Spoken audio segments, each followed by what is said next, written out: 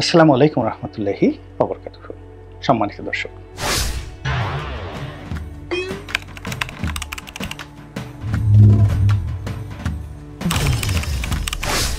সারা বাংলায় এখন শেখ হাসিনা বিরোধী প্রচারণা চলছে।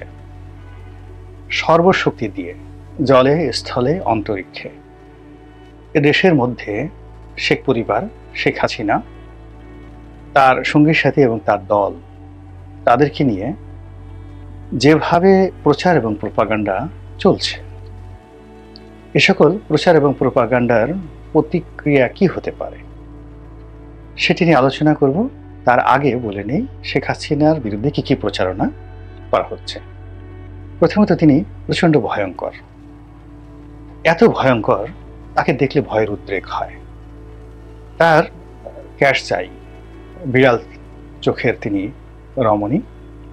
এই চোখের যারা নারী হন, তারা খুন খারাপি থেকে শুরু করে এমন কাজ করতে পারেন এবং এই খুন খারাপি করার নমুনা হিসেবে তাদের চোখের দিকে তাকালে মানুষের অন্তরাত্মা কেঁপে যায়।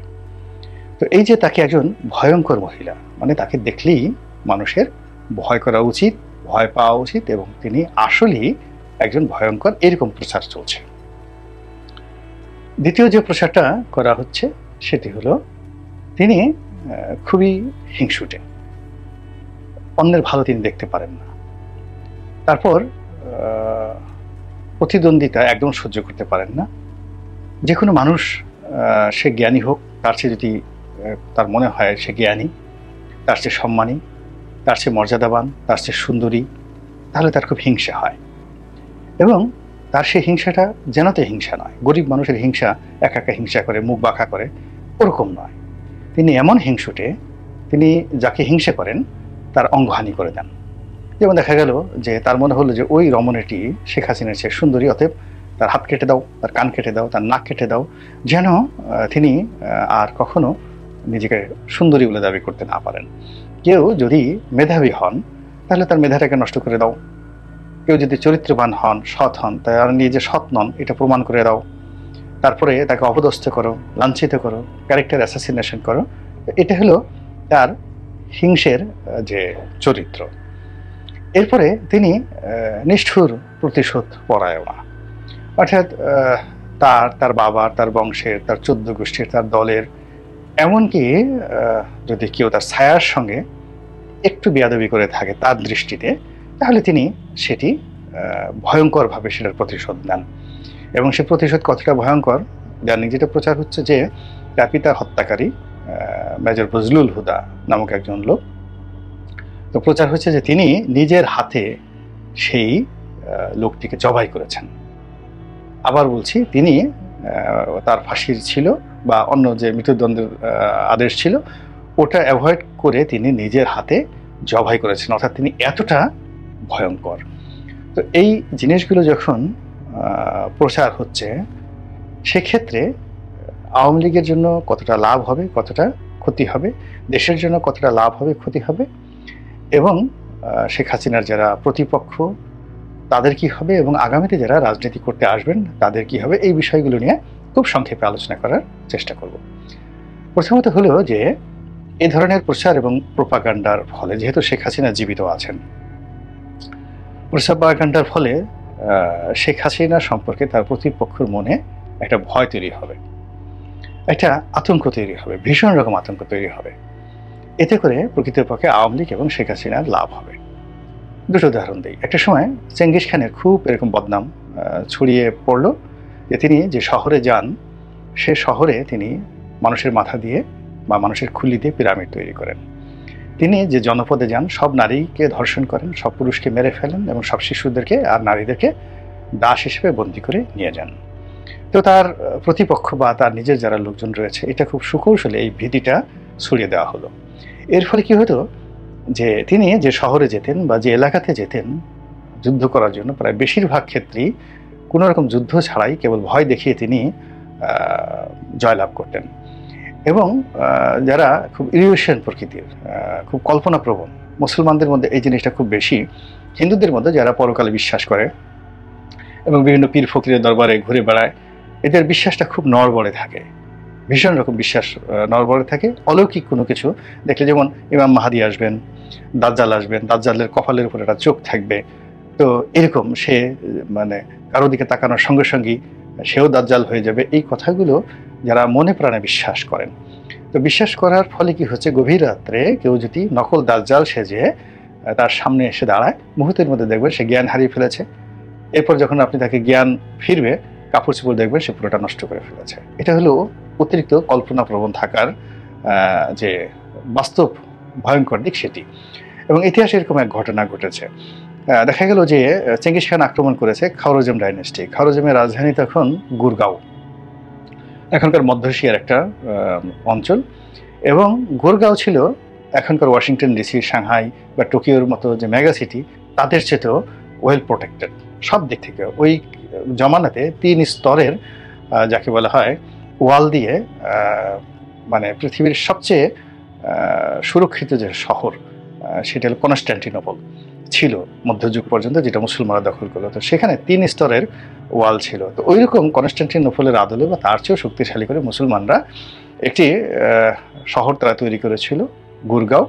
এবং এই খাওয়ারিজম ডাইনেস্টিটা তৎকালীন দুনিয়াতে সবচেয়ে বড় ডাইনেস্টি ছিল, অর্থাৎ অলমোস্ট প্রায় 50 থেকে 60 লাখ বর্গ মাইল এলাকা, তারও বেশি। মধ্য এশিয়া, চীনের বিরাট অংশ, তারপরে মধ্যপ্রাচ্য, ইরান, তাতে কত 1.5 লাখের মতো বা 2 লাখের মতো হবে বর্গমাইল।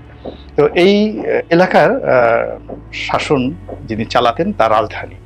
তো সেই রাজধানীতে তার যে যত শক্তিশালী সৈন্য, সেই সৈন্যরা তাদের মধ্যে একটা বিশ্বাস ছিল যে এই শহর যে কোনো সময় ইয়াজুজ মাজুজরা দখল করতে পারে। এবং তারা চেঙ্গিস খান সম্পর্কে শুনেছিল যে চেঙ্গিস খানই মূলত ইয়াজুজ মাজুজদের নেতৃত্ব দিচ্ছেন দূর থেকে।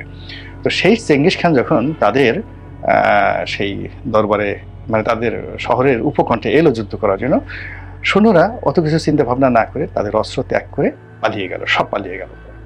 চেঙ্গিস খান সেখানে দখল করে ফেললেন এবং পুরো শহরে কি করেছেন এখন পর্যন্ত ইতিহাসবিদরা খুঁজে পাচ্ছে না যে গুরগাঁওটা আসলে কোথায় ছিল।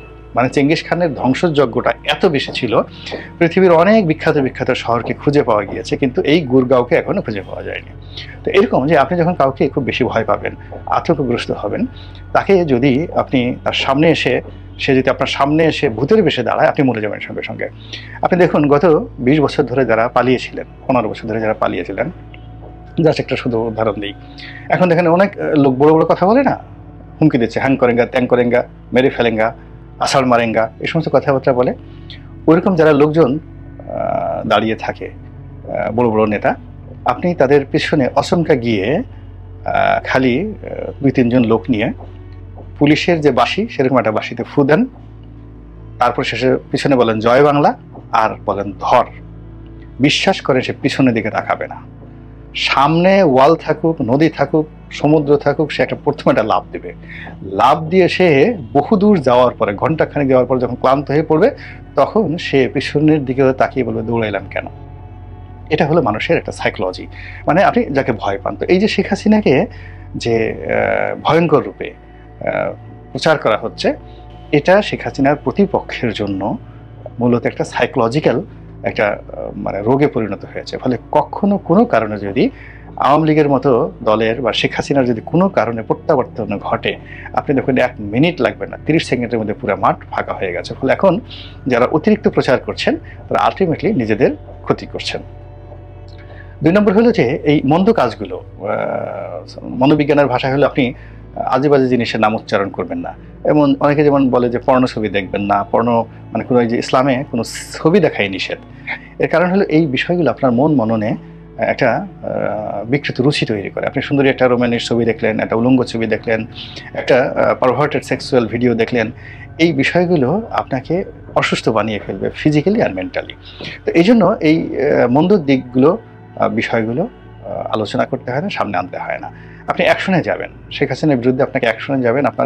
আপনাকে মানে এখানে প্রচার করতে হবে না, বাজে কথা বলতে হবে না, আপনাকে অ্যাকশনে যেতে হবে। আপনি গুপ্ত হত্যায় যেতে পারেন, গুমে যেতে পারেন, আপনি বিচার করতে যেতে পারেন, আপনি ট্রায়ালে যেতে পারেন, whatever may you can do.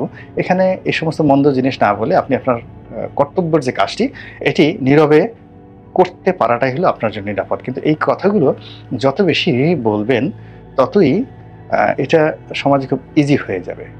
আপনি এরশাদ জামানাতে যেমন দেখা গেল যে পরকীয়া, ঘুষ, দুর্নীতি এটি রাষ্ট্রীয়ভাবে যে প্রতিষ্ঠিত হয়ে গেল, যেটা পরবর্তীকালে থামেনি। রাষ্ট্রের যারাই ক্ষমতায় এসেছে, ক্ষমতার কাছাকাছি থেকেছে, তারা এই বিষয়গুলোকে একটা মর্যাদা দিয়ে অনেকটা মানে বাইজি মহলের মতো করে নাচো, ঘুষ দাও, টাকা দাও, তোহফা দাও, মানে অন্যায় করাটাকে তারা একটা গর্বের বিষয় মনে করেছে। তো কাজেই আগামীতে যারা ক্ষমতায় আসবেন, এই শেখ হাসিনার এই মন্দ কাজগুলো যত বেশি আলোচনা হবে অ্যাকশনের পরিবর্তে, বিচারের পরিবর্তে, ততই আগামীতে যারা রাষ্ট্র ক্ষমতায় আসবে তারা এই কর্মকাণ্ডগুলোকে তারা প্রাতিষ্ঠানিক রূপ দিতে বা শেখ হাসিনার চেয়ে আরও মন্দভাবে এই কাজগুলো করার ব্যাপারে তারা উৎসাহিত হবেন, এতে কোনো সন্দেহ নাই। আমি শেখ হাসিনার সম্পর্কে একটা পার্সোনাল অভিজ্ঞতা বলি। যেমন তিনি 2001 সনে ক্ষমতা হারিয়ে ভীষণ রকম অর্থকষ্টে পড়ছেন, তার অর্থ ছিলই না ওই সময়টাতে।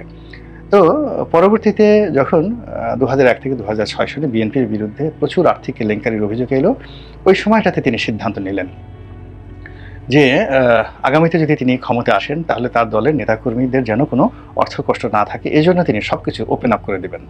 এবং আমরা অন্তত 100 লোক ওনার সঙ্গে ফরিদপুর থেকে এসে দেখা করেছিলাম আমার নেতৃত্বে, আমার নমিনেশনের বিষয়টা নিয়ে। তখন ওনার সাথে আমাদের অনেক কথা হয়েছিল, প্রায় 2 ঘন্টা। তো তিনি একটা সময় আমি যে আসনে ইলেকশন করতে চাচ্ছিলাম সেই আসনে তিনি অন্য একজনকে কমিটমেন্ট দিয়ে ফেলেছিলেন যে তাকে দেবেন। তো তিনি আমাদেরকে সান্ত্বনার জন্য তিনি বলেছিলেন যে ঠিক আছে, তোমাদেরকে যদি মনোনয়ন দিতে নাও পারি, তোমরা যদি ব্যবসা বাণিজ্য করে সফল হতে পারো, কোটিপতি হতে পারো, সব কাজ আমি করব। আমি অতীতে যে ভুল করেছি 96 সালে সেই ভুল করবো না। আপনি দেখেন যে বিএনপির যে মন্দ কাজগুলো এটা শেখ হাসিনাকে কতটা ইনফ্লুয়েন্স করেছে। আবার শেখ হাসিনার মন্দ কাজগুলো এই বিএনপিকে কতটা যাকে বলা হয় ইনফ্লুয়েন্স করেছে, যে গত 15 বছরের তার যত অপকর্মগুলো আছে, সেই অপকর্মগুলো যেগুলো তিনি রেখে গেছেন উচ্ছিষ্ট হিসেবে, একটাও বিএনপি পরিহার করেনি। বিএনপির পথে ঘাটে মাঠে নেতাকর্মীরা সেইগুলো নিয়ে, সেই বাস ঘাট মাঠ নিয়ে যা কাণ্ড কারখানা করছে, সেটা কি জামাত জালিমের জুলুম বলার চেষ্টা করছে। তো কাজেই এখন এই যে শেখ হাসিনাকে নিয়ে যত বেশি তার নেগেটিভিটি নিয়ে যত বেশি আলোচনা করবে, আপনি চোরদেরকে রাস্তা দেখাচ্ছেন আর সাধারণ মানুষদেরকে শেখাচ্ছেন যে এগুলো মেনে নাও, রাজাবাসা এগুলো করেই। তো কাজেই সাধু সাবধান, যারা প্রচার চালান, প্রোপাগান্ডা চালান, তারা যদি প্রত্যেকটি প্রচারের সাইকোলজিক্যাল দিক এবং ইফেক্ট অ্যান্ড আফটার ইফেক্ট কল্পনা করেন এবং মনস্তাত্ত্বিক দিক বিবেচনা করে বৈজ্ঞানিক পন্থায় আপনারা যদি প্রচার চালান, তাহলে এটা ভালো হয়। এর কারণ হলো প্রচার, সেটা নেগেটিভ হোক পজিটিভ হোক, আলটিমেটলি যার বিরুদ্ধে করা হয় বা যার পক্ষে করা হয় তারই উপকার হয়। ধরুন আমাকে একজন একটা গালি দিল বা আমাকে একজন একটা বাজে কথা বললো, আমাকে নিয়ে তো প্রচুর সেই বিতর্ক, সেই 2011 সালে আমার ভাইয়ে বাহিনী আছে, ক্যাডার বাহিনী আছে, ইত্যাদি ইত্যাদি। তো এই জিনিসগুলো মানুষ আসলে আগ্রহ নিয়ে আমার কাছে আসে। আসার পর যখন দেখে যে না এই লোকটি এইরকম, তখন আলটিমেটলি আমার আরও সম্মান বেড়ে যায়, মর্যাদা বেড়ে যায়, গ্রহণযোগ্যতা বেড়ে যায়। আবার আমার ক্ষেত্রে যদি উল্টো হতো, যেমন সত্যিকার অর্থে আমার একটা ভাইয়ে বাহিনী আছে বা আমি আসলে একটা খারাপ মানুষ, মানুষ আমাকে দেখতে আসলো, এসে আমাকে ভয় পেল এবং দেখা গেল যে আমি ফোন করার আগেই সেই সব কিছু ছেড়ে দিচ্ছে। ফলে এখানে নেতিবাচক ইতিবাচক প্রচারণা দুটোরই আলটিমেটলি একটা রেজাল্ট আছে। তো শেখ হাসিনাকে আপনারা যারা প্রচার করছেন তার বিরুদ্ধে কতটুকু উপকার করতে চান বা কতটুকু ক্ষতি করতে চান এবং আগামীর বাংলাদেশকে কতটা আপনি ফলপ্রসূ ভালো দেখতেছেন, এটা একান্তই আপনাদের ব্যক্তিগত বিষয়। মহান আল্লাহ আমাদের সবাইকে হেদায়েত দান করুন এবং হেফাজত করুন। আসসালামু আলাইকুম ওয়া রাহমাতুল্লাহি ওয়া বারাকাতুহু।